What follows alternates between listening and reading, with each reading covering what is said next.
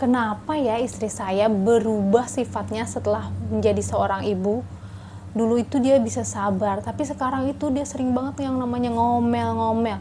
Padahal saya udah bantuin dia, tapi tetap aja ada terus salahnya. Ngomel nggak berhenti.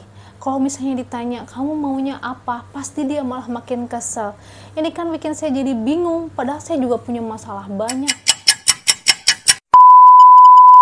Nah, pasti banyak nih para suami yang kebingungan dengan perubahan drastis istrinya semenjak menjadi seorang ibu. Kira-kira apa yang menyebabkan perilaku istri berubah semenjak menjadi ibu? Dunia istri berubah drastis. Contohnya dari mulai tubuhnya yang berubah. Katakanlah sebelum punya anak tubuhnya bagus, ideal, pakai baju apa aja kelihatannya bagus. Tapi setelah punya anak ya, menyusui, maka berat badannya otomatis meningkat.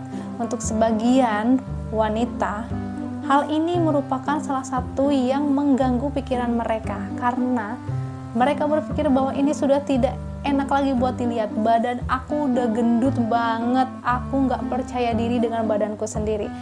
Itu salah satunya. Yang kedua adalah jati dirinya pun ikut berubah. Yang ketiga, tujuan hidupnya tentu saja berubah. Yang keempat, kesehariannya berubah. Ini drastis banget. Sehariannya tuh jelas berubah. Kenapa? Iya, misalnya yang asalnya bisa tidur nyenyak ya tanpa terbangun di malam hari, sekarang tiba-tiba 2 jam sekali harus bangun, 3 jam sekali harus bangun. Ditambah lagi kalau misalnya anak lagi rewel ya, semalaman bisa digendongin sama istri. Paginya harus bangun menyiapkan segala sesuatu yang dibutuhkan ketika suami akan pergi kerja. Padahal semalamnya udah kecapean, habis begadang. Nah, itulah hal-hal yang membuat istri Anda jadi berubah sifatnya. Selain itu, hubungan dengan Anda pun akan pasti berubah. Selain itu, kehidupan sosialnya pun akan berubah. Anak menjadi prioritas, udah jarang banget keluar rumah, apalagi harus kumpul-kumpul sama teman-teman atau tetangga-tetangga, udah jarang banget. Tetap dia akan memprioritaskan anaknya di rumah. Tapi untuk seorang ayah, ketika sudah mempunyai anak, kehidupan Anda tidak berubah drastis. Ya. Anda mempunyai tanggung jawab baru, yaitu menafkahi satu anggota baru pada keluarga Anda. Tapi Anda masih bisa santai ngopi sama teman-teman Anda. Anda masih bisa kerja seperti biasanya. Badan Anda juga tetap badan yang Anda kenali sebelumnya. Untuk sebagian para ayah masih tetap melanjutkan kebiasaannya untuk lebih mementingkan pergi bersama teman-temannya dibandingkan menemani istri Anda di rumah. Kalau para ayah tetap tidak merubah kebiasaan dari sebelum punya anak, istri Anda akan merasakan seperti masuk ke dalam dunia baru tapi hanya sendirian saja. Karena yang benar-benar berubah drastis adalah dirinya aja. Hanya dia aja. Maka dari itu, cobalah untuk benar-benar menemani jiwanya, tidak hanya menemani fisiknya saja. Caranya gimana untuk menemani jiwanya? Contohnya, yang pertama, misalnya ketika malam hari, biasanya kan bayi terbangun ya, berapa jam sekali bangun buat minta ASI. Nah, ketika tengah malam menuju subuh, anak bangun, ayah juga ikut bangun. Jadi ketika ibu memberikan ASI kepada anak, ayah temenin ibu. Misalnya bisa dengan cara memijit pundaknya, mengelus punggungnya, atau memberikan kata-kata semangat kepada ibu. Gak apa-apa kalau misalnya sambil merem, karena kecapean habis kerja seharian terus nemeninnya sambil merem. Gak apa-apa, yang penting ada andil ayah ketika malam hari itu.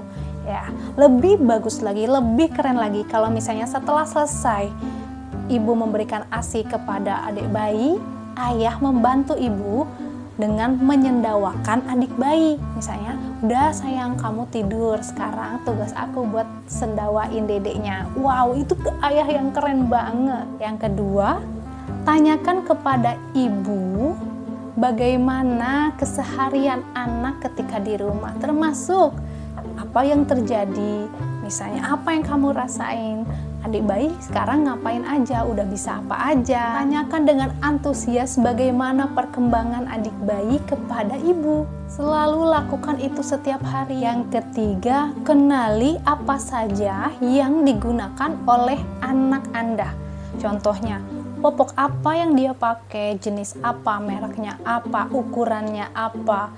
Yang kedua, dia pakai sabun apa, dia pakai shampoo apa, dia pakai deterjen apa. Berikutnya, duduklah di samping ibu ketika ibu sedang bermain dengan anak.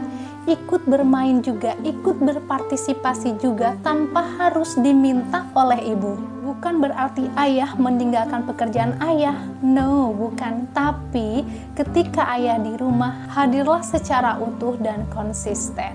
Konsisten terlibat secara jiwa dan raga di dunia barunya sebagai ibu. Tinggallah di dunia baru itu bersama-sama. Jangan hanya jadi tamu yang datang sesekali, agar dunia baru itu tidak hanya untuk istri Anda sebagai ibu, tapi juga untuk Anda sebagai ayah. Makanya saya suka sedih kalau dengar cerita dari teman-teman, misalnya ketika dia sibuk ngurus anak, ngurus rumah seharian, suaminya kerja, dia pengen cerita tuh sebenarnya, tapi suaminya lebih sibuk dengan handphonenya, masih sibuk juga dengan laptopnya, padahal udah ada di rumah. Kalau misalnya gimana nih kerjaan saya kan memang dari handphone, dari laptop. Apakah ayah memang 24 jam kerja terus lewat handphone dan laptop? Rasanya enggak ya. Ada waktu-waktu di mana ayah butuh istirahat. Kalau ayah pandai mengatur waktu dan memprioritaskan keluarga, tentu ayah akan bisa mengatur kapan waktunya saya kerja, kapan waktunya saya me time, kapan waktunya saya utuh dengan anak dan istri. Ayah, ingat loh, keseharian istri di rumah itu tidak berubah, monoton setiap harinya. Tapi kalau ayah di luar rumah, ayah bekerja, ayah bisa bertemu dengan teman-teman ayah bisa ngobrol dengan teman-teman ayah. Makan siang ayah pun mungkin saja hari ini di tempat A, besok di tempat B, hari ini dengan si A, hari itu dengan B, berubah setiap harinya. Ayah masih bisa juga sempatkan ngopi dengan teman-teman ayah. Maka ketika ayah di rumah, hadirlah sebagai seorang suami dan ayah yang baik bagi keluarga. Hargailah kesepian istri Anda di rumah. Ketika istri Anda membutuhkan tempat untuk cerita, dengarkan saja keluh kesahnya seharian ini seperti apa. Kalau istri Anda minta pendapat, berikanlah pendapat yang semampunya Anda bisa. Kalau misalnya lebih bagus lagi, misalnya ayah meringankan sedikit ke pekerjaan ibu. Contohnya, ketika habis makan, cucilah bekas makan ayah. Itu akan sangat membantu sekali meringankan beban istri Anda di rumah. Tidak perlu ayah ikut-ikutan misalnya bangun tidur, beresin rumah, terus sebelum pergi ke kantor ya, beresin rumah, siapin sarapan, ya repot mungkin ya, karena ayah juga punya batas tenaga. Cuma kerjakan sedikit-sedikit saja yang ayah bisa untuk meringankan beban istri. Meskipun tidak banyak, istri akan senang sekali dan merasa terbantu. Dulu saya berpikir bahwa gampang banget jadi yang namanya ibu rumah tangga. Iya, bener banget. Sekarang saya ngalamin. Gampang banget jadi ibu rumah tangga, gampang marah, gampang nangis, gampang stres, gampang capek, karena kehidupannya setiap hari itu saja.